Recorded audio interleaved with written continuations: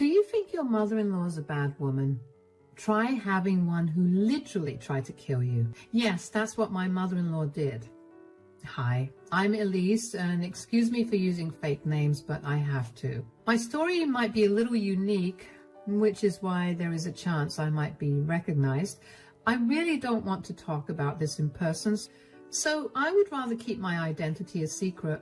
This story is about my mother-in-law, Jennifer, who thought that she could end me and get away with it. Why did she want to end me? Because she hated me. Now, to understand why Jennifer hated me, you need to know her background. She had been married to a rich man named Victor, who is my father-in-law.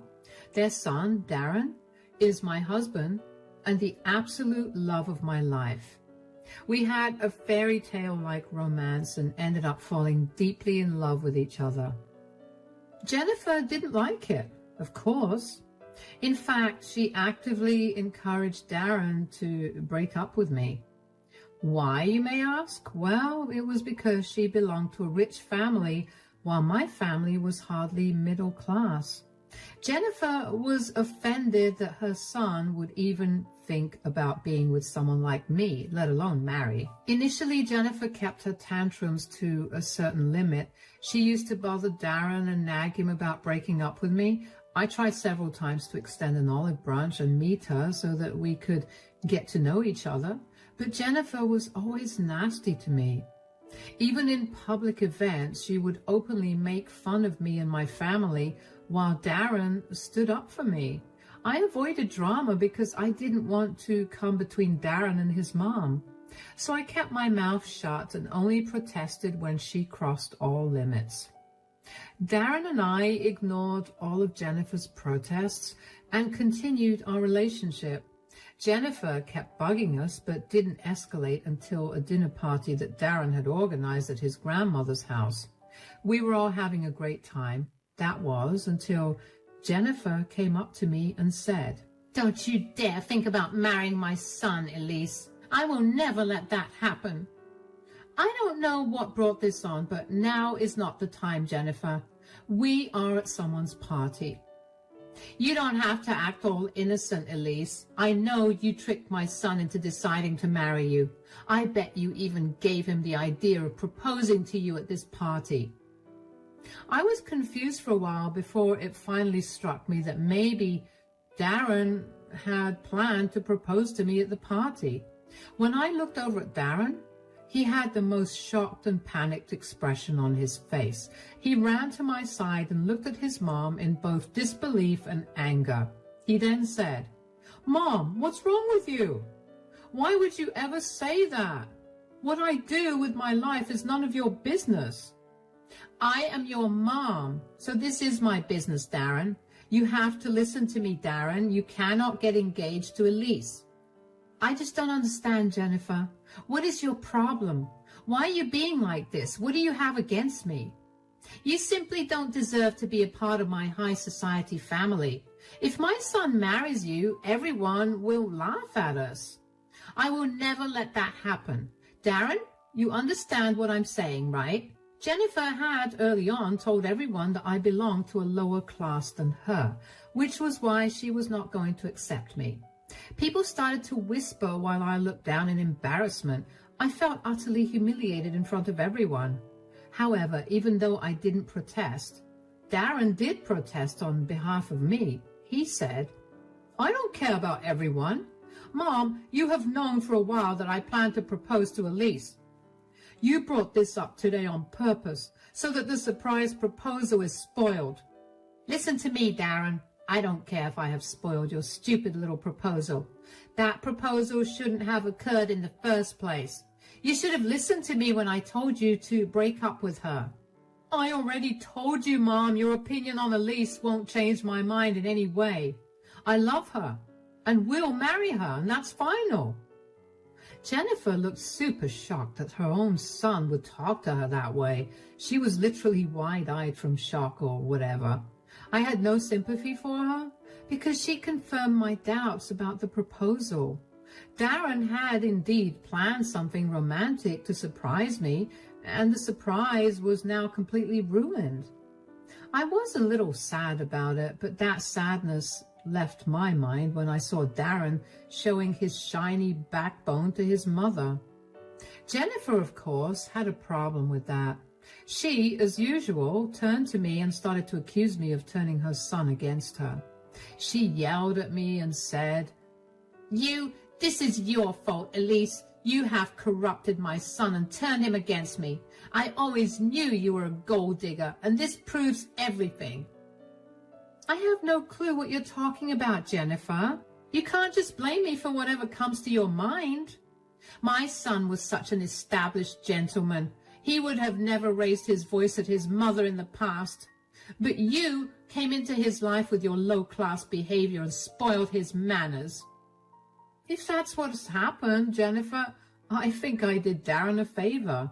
He really needed to stand up against his awfully controlling mother anyway. I might be middle class, but I know manipulation and control issues when I see it. He is my son, so I can do whatever I want with him. Darren should know better than to defy me and my opinions. Well, you were not the one getting married, so I don't see how you get an opinion. Anyway, I think you should let Darren decide what he wants to do with his life. I will not let him ignore me and run our reputation to the ground. Darren, you are going to stop this madness and leave this ridiculous woman who has no place in our household. Jennifer looked at Darren and was still expecting him to agree with her. This delusional woman thought that she could just walk in and demand our breakup. As if Darren hadn't already made his intentions clear to her. I swear the woman was acting absolutely crazy. Very unsurprisingly, to all of us except Jennifer, Darren refused her demand and said, "You already know what I'm going to say, Mom. I am not leaving my girlfriend, who will soon be my future wife." "You are being childish and immature, Darren.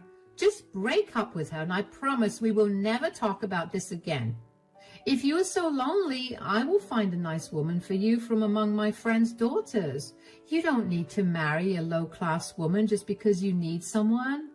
"I don't just need anyone, Mom. I need Elsie in my life. I'm done having this conversation with you. You kept insulting my girlfriend, and she didn't even insult you back. You have been exceptionally mean to her, and I won't put up with your behavior." Darren then took my hand and we walked out of the party. Jennifer looked really furious that her precious son was walking away from her too, with a middle-class woman. She took that personally, and I realized then that Jennifer would never accept me as her daughter-in-law. It was a sad thing, but I didn't dwell on it too much. She wasn't exactly a good person, so I wasn't rushing to have a relationship with her. It was better this way. Soon after the party, Darren proposed to me. He actually had a separate surprise party with close friends and proposed to me in front of them. I was over the moon because I had been waiting for the proposal. I won't lie to you guys, but I was afraid that Darren would change his mind after the little tussle we had with Jennifer. I had expected him to take some more time to reconsider everything and maybe then propose. But Darren is a committed guy and decided not to put off the engagement just because his mother acted like a child and spoiled everything. Darren quickly took action and came up with a brilliant plan that made me very happy. I didn't think twice before accepting his proposal. He is truly the love of my life, and I know I want to spend the rest of my life with him. Victor was also present at the party and looked really happy to see us engaged. However, when Jennifer discovered the engagement and the fact that she was excluded from it, she went absolutely crazy. She kept calling and texting Darren about how disappointed she was, among other things. He ignored all forms of communication from Jennifer because she was being mean to me again. Eventually, Jennifer changed tune and started to beg Darren to talk to her. Darren was still not having it, but one day, Victor came to our place and said, "I think you guys know why I'm here. I hope we can talk about, I believe you're here to speak on behalf of Mom." "Yes, Darren. Look, I know that what she has done is wrong, but she's willing to make amends. She has been miserable and really wants to talk to you, son. Too bad she didn't think of this when she was busy dissing my love life. I don't know if I want to talk to her, Dad. Your mom made a mistake and now she's repenting. Please at least give her a chance to make things right. Elise, what do you say? Do you think Jennifer deserves one last chance? I guess you're right, Victor. If you say that she's willing to change, we should at least hear her out. We can do this much for you, at least. I convinced Darren to talk to his mom only because Victor requested it. He's a good man and really respects me, so I couldn't drop his word. Besides, he was right. Jennifer did deserve another chance. So Darren, Victor, and I came up with a way to talk things out. We weren't ready to face Jennifer in person, so we arranged a conference call from our homes. As soon as we made the call, Jennifer was on the screen with tears in her eyes. Darren looked at her coldly while I wasn't sure what I should do. And Darren said in a cold voice, Dad told us that you wanted to talk. What do you want to talk about, Mom? Son, I really don't want to lose you. Let's talk about this, okay? I'm sure we can come to an understanding. No, Mom, you will come to a compromise, not me. I did my best to make sure you two get along, and Elise has done enough as well. You are the one who kept demeaning her and insulting her, and this is all your fault, Mom. That's why we stopped talking to you. Are you really going to cut off your mom, Darren? You are the only child I have. How will I manage to live without my only son? Then you better change your stance. Mom, if you want to have your son in your life, you will have to treat Elise with the respect she deserves. You need to accept Elise as your daughter-in-law and try to have a relationship with her. That is impossible, Darren. I have told you a lot of times I cannot degrade myself to mix with your stupid girlfriend. Jennifer was back throwing a tantrum, and we knew talking to her would be useless. We had only agreed to have the video call with her because Victor begged us to. If it wasn't for Victor, we would have had very limited contact with Jennifer and the video wouldn't even be happening. Jennifer disregarded these little details and kept on throwing a tantrum. And that's when my father-in-law finally stepped in and angrily said, That is enough, Jennifer. You are acting like a total child. I had to go to great lengths to convince Darren and Elise to hear you out. Now I'm starting to regret my decision. What you are doing now is absolutely unacceptable. But Darren is the one being unreasonable, Victor. He wants me to accept Elise as his wife when I made it clear that I don't consider her a part of our family. In that case, you can say goodbye to your son, Mom. Like I said, I will not tolerate you constantly degrading my wife. I'm getting sick and tired of you, Jennifer. You are not the only person who gets to decide who becomes a part of the family. I wholeheartedly accept Elise, and so will you, if you don't want to lose your son. Jennifer knew that she had been cornered. She didn't have a single person on her side. No one agreed with her vain perspective and were literally asking her to make things right if she wanted a relationship with her son. Her own husband was now getting mad at her and demanding that she act like a mature, reasonable person. So in the end, Jennifer relented and said, Fine, if that's what everyone wants, I will try to have a civil relationship with Elise. I think it's also important for Elise to agree with you, Mom. She gets an opinion on whether you get another chance or not. What do you say, Elise? I am willing to look past everything and start afresh too. I know how much Darren loves you and you love him. I can do this much for him, but I need an apology from you before we start everything fresh.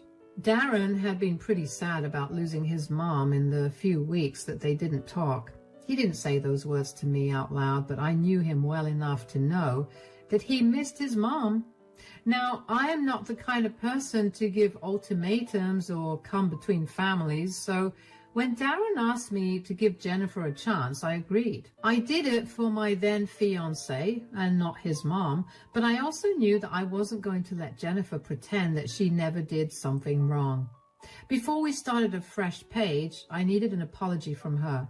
But when I asked for an apology, Jennifer looked disgusted and screeched at me, saying, "What? You expect me to apologize to you?" "What's your tone, Jennifer? You are going to lose this one last chance if you react to Elise like this." "Dad is right, Mom. If I were you, I would choose my words and tone carefully from now on. Elise didn't ask for much. She only asked for an apology that she rightfully deserves." Okay, fine. I'm sorry, Elise. Are you happy now? Can we just move past this nonsense already? Now tell me all about your wedding plans." I am so excited. My only son is getting married. I still didn't like the way Jennifer delivered her apology, but I knew that I wasn't going to get a better one out of her. There was no way we would ever be friends, let alone family. She was always going to look down on me, and I would always keep her at arm's distance. But I accepted this outcome. Darren and Victor were happy, and that's what mattered to me. Months passed, and things were somewhat better among all of us. Darren and I spent around 4 months planning the wedding, after which we totally abandoned the plan. Don't worry, we still got married. It's just that the entire wedding planning thing, along with Jennifer's insane demands, exhausted us. So instead of letting her take over the entire thing like she wanted, we eloped and got married with our friends present. I wasn't sad that I didn't get a big wedding. In fact, I was happier than ever, and so was Darren. We finally got married and were ready to start our life together.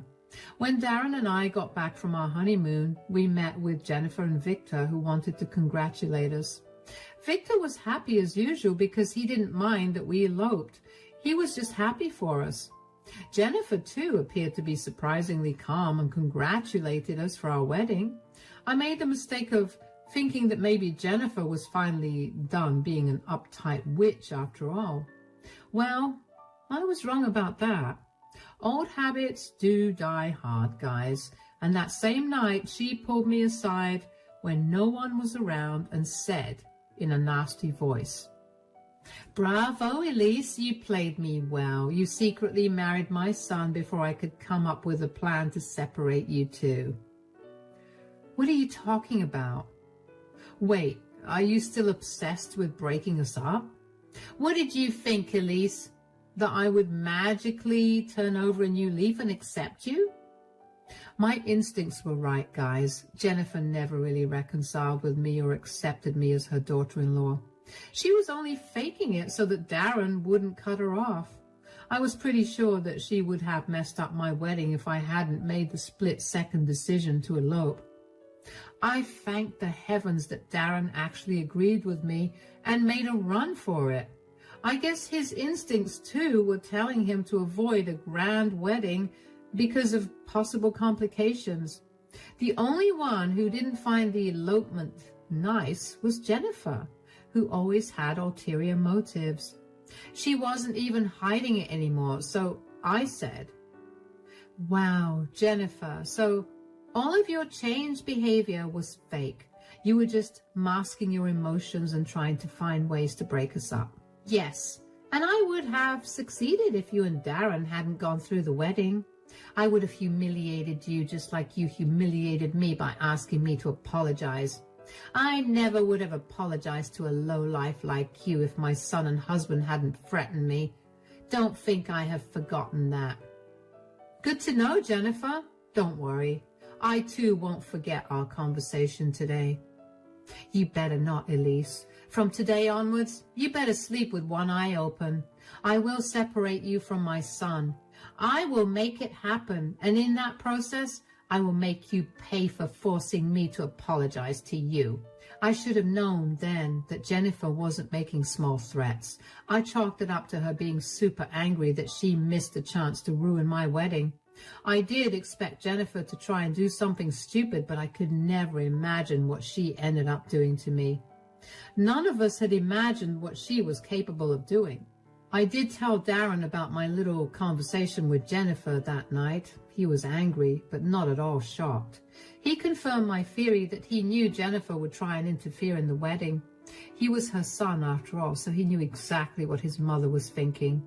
After another big confrontation and fight, Jennifer apologized to me again, much to her own dismay. Sometimes I think the second apology was what pushed her over the edge. Maybe we will never know what did her in.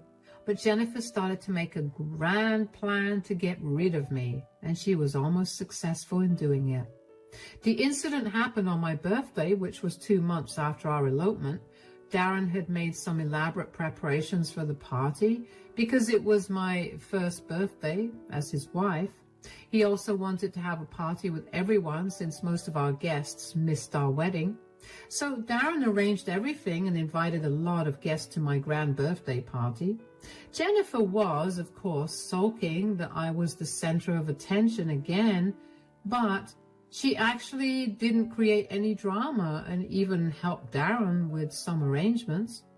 We, once again, mistook this as Jennifer seriously trying to have a civil relationship with me. I guess we desperately wanted this meaningless drama to end. It was just wishful thinking on our part. On the day of the party, Darren and Victor were both busy making all the last-minute preparations. The party was taking place at my in-laws' mansion, so we were at their house. I was already dressed up and ready to party. The guests were already coming, and I was a little nervous because there were a lot of people I hadn't met before. And just when my nerves were getting the best of me, Jennifer appeared out of nowhere with 2 cups. She handed me one and said, "Drink this up, Elsie. You look like you need it." "What is this, Jennifer?" "Are you blind, Elsie? It's coffee. You look really nervous, and I don't want you going out like this. I have a reputation to keep, and I don't want you to make a mess of yourself." That was really rude, Jennifer, but thanks. The coffee really would help. "Then what are you waiting for, Elsie? Drink it up already." I didn't want my anxiety to get the best of me, so I started to drink the coffee that Elsie offered me. When I sipped it the first time, I felt like it tasted a little off. It was too bitter for my liking, and then again, it was black coffee, so I didn't think much of it anyway. I kept drinking the coffee to calm my nerves, but somehow it made me feel really weird, and that's when I noticed Elsie, and that's when I noticed Jennifer smirking at me. She said, "How's the coffee, my dear daughter-in-law? I'm sure it's pretty good." "What have you done, Jennifer?" "You never should have taken the coffee I gave you, Elsie. Who is going to save you now? Maybe I will be finally able to take you away from my son. Did you really think you would get away with stealing him?" "Oh my God, why do I feel this way? What did you add to my coffee?" Those were some of my last words to Jennifer before I felt my throat closing up. I immediately knew what it was. I was going into an anaphylactic shock. Jennifer had definitely mixed something in the coffee she gave me. I wasn't exactly in the condition to make sense of what she may have added.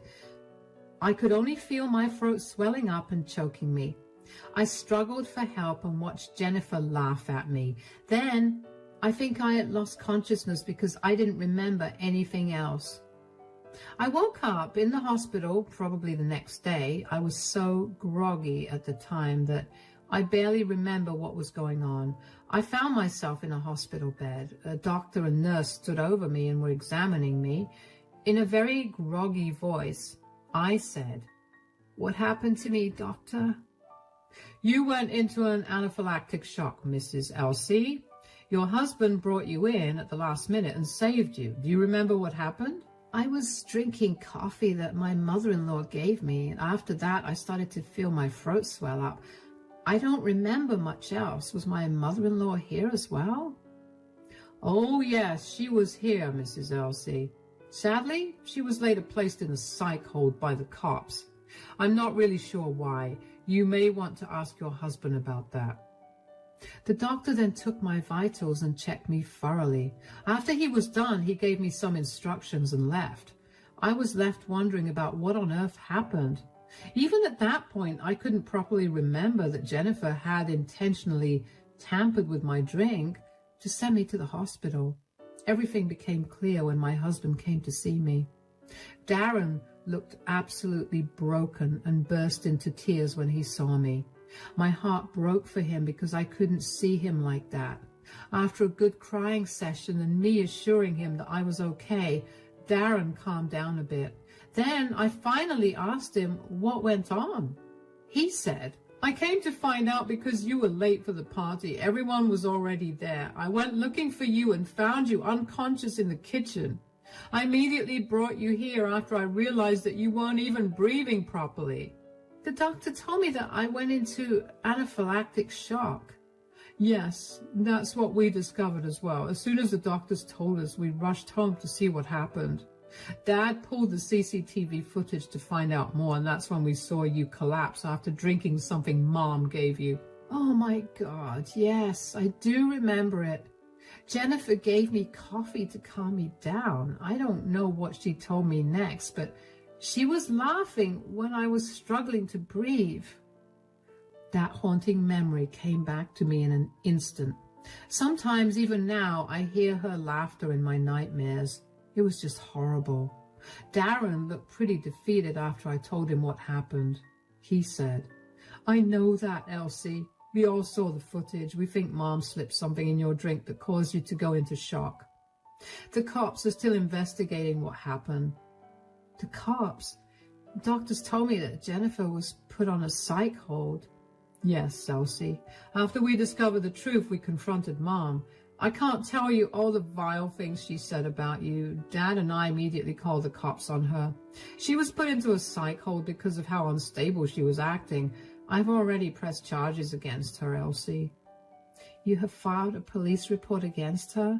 Do you really want to do that? Listen to me, Elsie. I have allowed my mother to ruin our life enough already. But she just tried to kill you. We don't know if it was intentional or not, but she did do this. There is no way I can let her get away with this. Don't worry, you will never see her again, Elsie. She will be gone for good. I'll make sure of it. I started to cry with relief when Darren told me that he would never let Jennifer come near me again. Darren, too, cried with me. We were both severely traumatized by what happened. Till I was back home, both Darren and his dad stayed by me at all times. Then they took me home and made sure I recovered fast. Don't worry, guys. Darren kept his promise to me. He really didn't let Jennifer near me again. She was put into a psych ward because of her actions, and there was a police case filed against her. She absolutely went crazy, and she is still in the psych ward as we speak.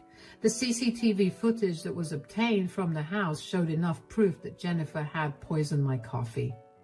The most surprising fact was that she didn't even deny it. In fact, Jennifer was pretty proud of what she did because apparently I was taking away her son, so I deserved it. Well, Jennifer's plan to end me or make me sick didn't work very well, though. It backfired on her completely, and she ended up being put on an involuntary hold. Darren and I got great lawyers who were looking into the case. We are hoping to send Jennifer to prison for a while. Also, we took out a restraining order against her so that she can't come near us again. Victor actually ended up filing for divorce because he couldn't be with someone as unhinged as her. He also apologized for bringing Jennifer back into our lives. The poor man was feeling guilty, so I assured him that I wasn't blaming him at all. We are good now. Darren, or any of his family members, didn't go to meet Jennifer. They were all disgusted with her behavior and wanted to stay as far away as possible. Her reputation, which Jennifer was so proud of, was destroyed within a few days. She is now known as the crazy woman who tried to kill her daughter-in-law. Looks like Jennifer is finally being recognized as the lunatic she was. As for me, I have actually managed to have a decent relationship with most of her posh friends. They hate her now and like having me around instead. Darren and I are also doing well, and along with his father, we have formed a strong support system among ourselves.